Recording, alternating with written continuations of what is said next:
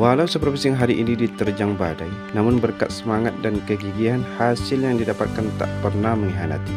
Beberapa ekor ikan karang kembali dapat kita angkat dari permukaan.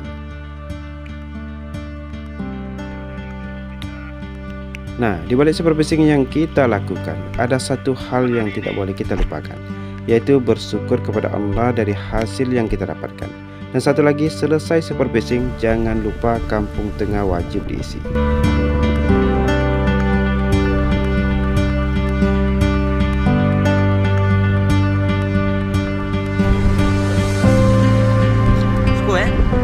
Ini ikan balando mabuk teman-teman, ikan marang, ikan narun, ini ikan juventus, ini ikan tando teman-teman, ini gabu.